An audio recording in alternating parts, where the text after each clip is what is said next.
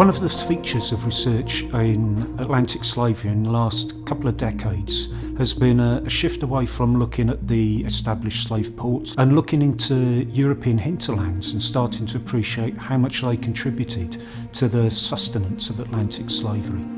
The particular Welsh contribution was coarse woolen fabric called Welsh plains or Welsh webs. This material was produced by very poor households in sort of remote rural locations in mid-Wales in the 18th and early 19th centuries. But what isn't usually appreciated about it is that it was mainly marketed in the Caribbean and British North America, where it was used to clothe enslaved people.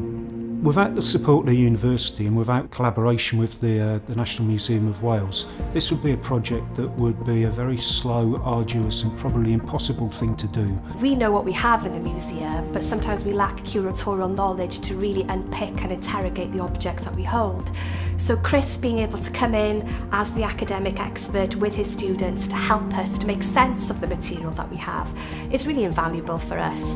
And in the future, we will be incorporating the history of Welsh plains into the interpretation of some of our museum sites. So it's a partnership that works for both parties, for the university and the museum.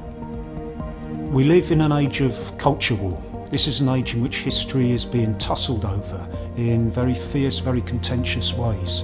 And one of the ways we can resolve culture wars is by professional research. Unless we have accurate information at our disposal, unless we have adventurous interpretation of that data, we are not in a position to understand our national past in ways that are effective and that are accessible and useful to everybody.